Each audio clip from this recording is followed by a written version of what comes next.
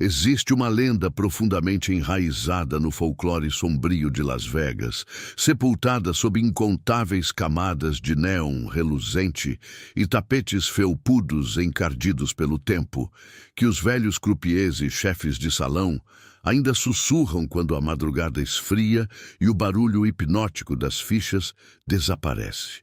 É a crônica fascinante de uma noite específica, uma fenda no tempo em que o poder bruto, mafioso e implacável colidiu frontalmente com a indiferença mais majestosa que o mundo do entretenimento já ousou testemunhar. Nos anos de ouro e sangue da cidade do pecado, os donos de cassino não eram meros empresários engravatados buscando lucros trimestrais.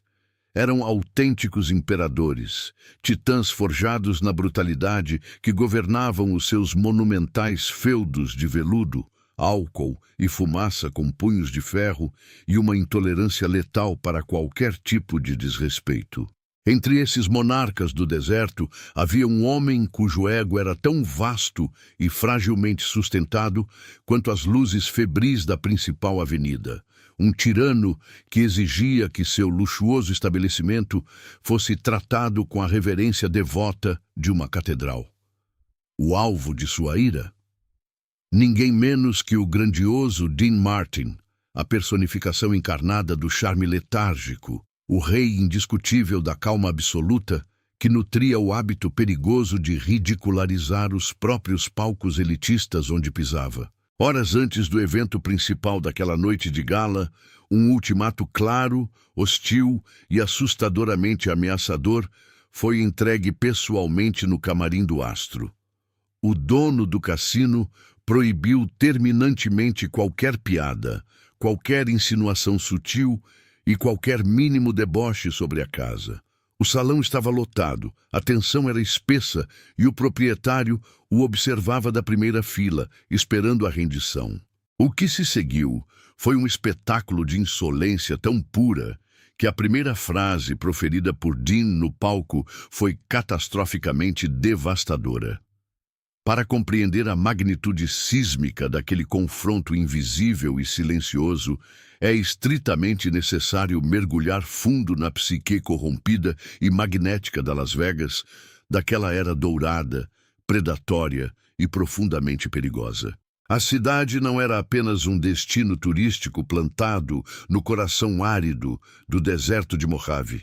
Era um ecossistema autônomo, implacável e devorador de almas. Uma miragem banhada a lâmpadas incandescentes, erguida sobre a areia ardente e financiada por rios inesgotáveis de dinheiro vivo, cuja origem obscura absolutamente ninguém se atrevia a questionar, nem mesmo nos sussurros mais inaudíveis dos becos sem saída. O ar-condicionado de potência industrial bombeava oxigênio puro, perfume barato e ilusões geladas ininterruptamente para manter os jogadores em um estado de vigília febril, enquanto os relógios e as janelas eram categoricamente banidos da arquitetura opressiva para que o próprio conceito de tempo deixasse de existir na mente dos apressados apostadores. Naquele reino de excessos vertiginosos e moralidade elástica, os donos de cassino reinavam como divindades coléricas, inquestionáveis e intocáveis. Eram homens perigosos que haviam trocado a violência crua e os becos escuros e úmidos das grandes metrópoles do leste americano pelos tapetes espessos, tetos espelhados e candelabros de cristal do deserto escaldante de Nevada. Eles exigiam lealdade canina de seus subalternos. Temiam a humilhação pública muito mais do que a própria morte violenta e governavam os seus opulentos impérios de jogos de azar com uma vaidade estarrecedora, patológica e profundamente frágil. O proprietário do estabelecimento daquela noite em particular era um espécime puro, clássico e assustador dessa raça peculiar de predadores de terno e gravata. Um homem de feições rústicas e duras, mal disfarçadas por camadas espessas de loções pós-barbacaras, ostentando ternos de seda italiana brilhante que custavam o equivalente a um carro esportivo e um ego tão monumentalmente inflado que parecia roubar e sugar todo o oxigênio de qualquer ambiente no exato momento em que ele decidia entrar pela porta principal. Ele simplesmente não tolerava insubordinação de seus croupiers exaustos. Não aceitava murmúrios ou questionamentos de seus gerentes de salão e, principalmente, não suportava a arrogância libertina, indomável e espirituosa dos artistas que pagava fortunas para contratar. Para a sua mente pragmática e violenta, o palco glamouroso não passava de uma isca brilhante e glorificada, um mero pedaço de madeira muito bem iluminado, desenhado exclusivamente para atrair as multidões de cordeiros endinheirados e deslumbrados diretamente para o abate meticuloso e silencioso nas mesas de feltro verde e nas roletas barulhentas do andar de baixo. Quem quer que estivesse com o microfone na mão era nada mais, nada menos do que um funcionário glorificado e muito bem pago de sua vasta, impiedosa e insaciável engrenagem de extorsão matemática disfarçada de entretenimento de luxo. Contudo, Dean Martin nunca foi, nunca seria e jamais aceitaria ser um mero funcionário submisso de quem quer que fosse. Dean Martin era uma força incontrolável da natureza humana, habilmente disfarçada e contida dentro de um smoking negro perfeitamente alinhado. Ele representava o anarquismo elegante, a rebeldia indomável, afogada no gelo tilintante de um copo de cristal pesado e uma recusa visceral, quase fisiológica, em levar qualquer coisa, incluindo a própria vida, a sua arte grandiosa, a fama avassaladora e os homens perigosos e armados ao seu redor, a sério. E essa característica intrínseca, luminosa e natural de Dino, para um homem obscuro e paranoico, cujo poder absoluto dependia exclusivamente do medo espalhado como um vírus e do respeito cego e inquestionável, era uma ameaça insuportável. Era uma ofensa invisível que corroía o seu estômago e inflamava a sua bile dia e noite. Nos dias tensos que antecederam a fatídica e abarrotada apresentação de encerramento da temporada, Dean já havia começado a testar as águas ferventes, soltando farpas incrivelmente sutis, irônicas e venenosas sobre o cheiro artificial dos corredores VIPs, as bebidas aguadas servidas aos perdedores e a avareza agressiva das fileiras intermináveis e hipnóticas de máquinas caça-níqueis. O proprietário do cassino, com as veias da testa latejando perigosamente sob o colarinho engomado de sua camisa impecavelmente branca, decidiu de forma unilateral que era o momento exato para enquadrar o astro com toda a brutalidade verbal e intimidação física necessária. Cerca de 45 excruciantes minutos antes do início programado do espetáculo, a imponente porta de carvalho maciço do camarim pessoal e luxuoso de Dino foi aberta com violência estrondosa, sem sequer o prelúdio educado de um aviso ou de uma batida protocolar.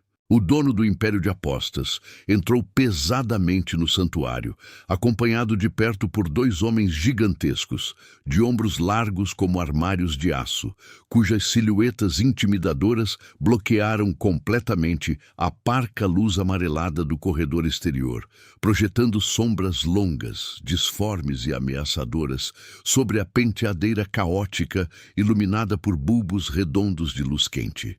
A atmosfera no recinto outrora relaxante tornou-se subitamente gélida, espessa e palpavelmente perigosa, cheirando a pólvora e charuto barato.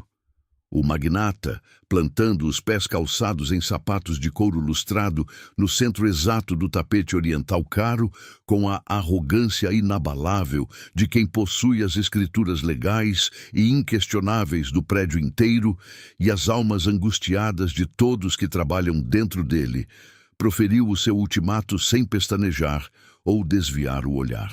A voz do dono do cassino não passou de um rosnado baixo, rasgado, áspero e ameaçador, pelo excesso de fumo importado, carregado com o peso inegável e assustador de suas tenebrosas conexões com a máfia italiana e o crime organizado da costa leste.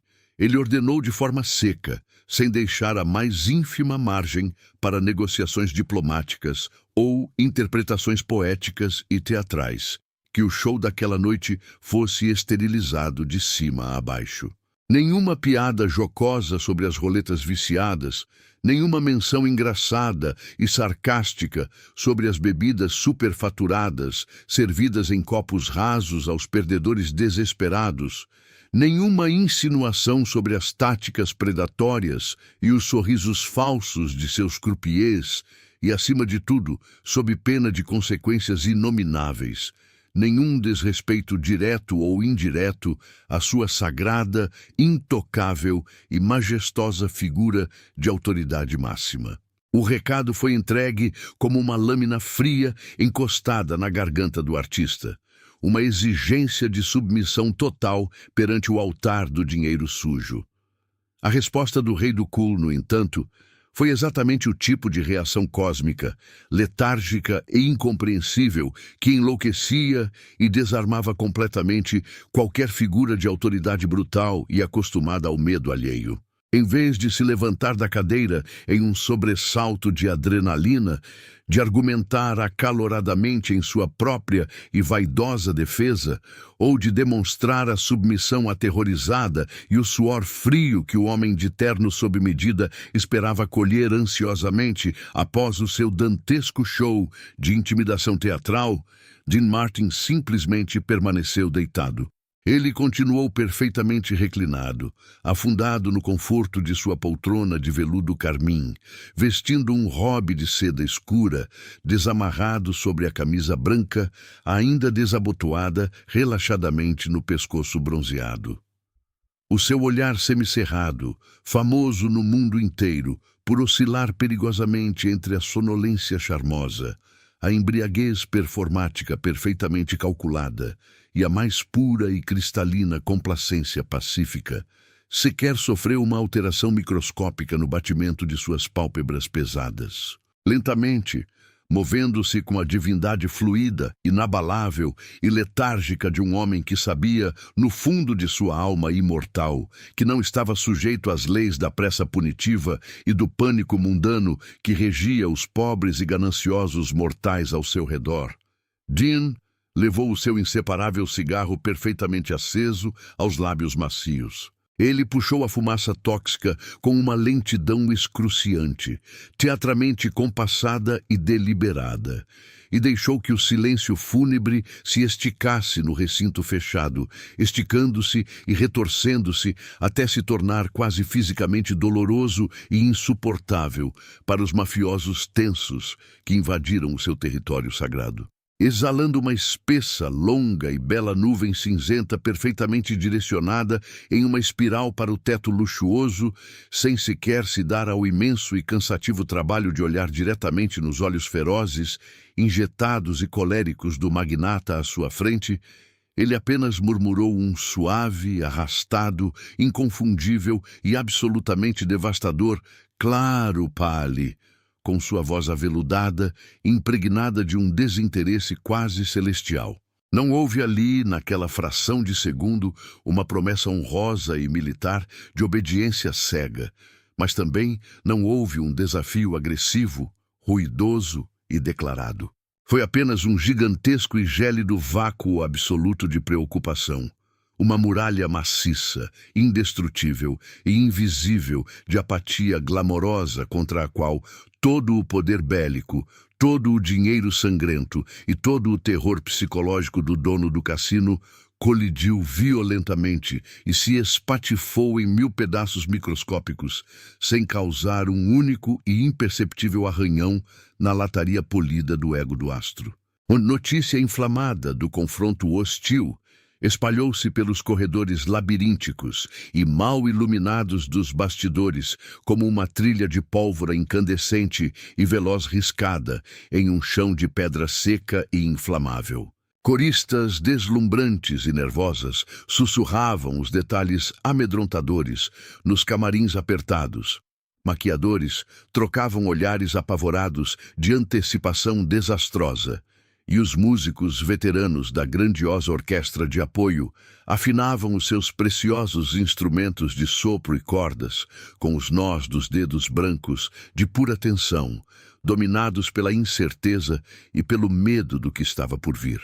O cassino inteiro, aquela colossal máquina arquitetada para ser uma devoradora ininterrupta de dinheiro e sonhos, parecia subitamente prender a respiração coletiva, ciente no fundo de seus ossos de concreto e aço de que o ecossistema frágil e bilionário do entretenimento de Las Vegas estava prestes a sofrer um teste de força titânico. Quando as imensas e pesadas portas duplas do salão principal finalmente se abriram com um estrondo abafado, a nata inescrupulosa da elite de Los Angeles e os maiores, mais ricos e mais imprudentes apostadores do estado inundaram o recinto luxuoso, tomando seus lugares como espectadores de uma arena romana moderna. E lá estava ele, o dono do cassino, presidindo o seu majestoso abatedouro noturno disfarçado de teatro de artes. Na melhor, mais cara e mais desejada mesa do salão inteiro, uma espaçosa cabine de couro negro levemente elevada que dominava e controlava visualmente todos os ângulos e perspectivas do palco principal, sentava-se o magnata, irradiando uma fúria contida. Ele definitivamente não estava ali para desfrutar da arte sublime da música ou para se divertir com os seus convidados bajuladores e interesseiros. Ele estava ali exclusivamente para policiar a realidade, para afirmar a sua soberania inquestionável e aguardar o triunfo absoluto do seu ego inflamado. Seus braços tensos estavam cruzados como pesadas algemas de aço sobre o peito estufado sob o tecido caro. E um sorriso predatório, cínico, cruel e impaciente desenhava-se no canto de seus lábios grossos, enquanto ele aguardava a rendição pública e humilhante do maior astro do país. As luzes majestosas do salão começaram a diminuir gradativamente, mergulhando o local em uma atmosfera intimista e engolindo a murmuração fina e os tilintares agudos da multidão frenética na escuridão protetora. Apenas o feixe principal, brilhante e cortante de um colossal canhão de luz, permaneceu vivo e agressivo, desenhando um círculo branco, solitário e perfeito no centro exato do assoalho de madeira envernizada do palco. O experiente maestro levantou a batuta brilhante no ar. Os primeiros acordes grandiosos, vibrantes e explosivos da orquestra rasgaram o ar-condicionado do recinto imenso e a voz de trovão do locutor ecoou pelas paredes, anunciando a estrela. Dean Martin caminhava em direção ao abraço protetor e ilusório do centro do palco, com aquela sua tradicional e incomparável marcha preguiçosa. O impecável smoking negro parecia fundido à sua pele dourada, o copo pesado na mão, o cigarro na outra. O silêncio do público não era de aplausos, mas de uma tensão ruidosa e aterrorizante. Dean parou diante do microfone. Tomou um gole lento de sua bebida. Deu uma tragada profunda. Olhou diretamente nos olhos injetados do dono do cassino na primeira mesa. Sorriu aquele sorriso letal, inclinou-se para o metal cromado e sussurrou com a voz arrastada, lançando a frase que pulverizaria o império do medo em um milissegundo. Senhoras e senhores, ronronou ele, o dono deste cassino maravilhoso veio ao meu camarim me implorar para não fazer piadas sobre as instalações esta noite. E eu concordei. Porque seria muita maldade chutar vocês enquanto estão indefesos aqui, já que ele está lá embaixo roubando o dinheiro de vocês nas roletas de verdade.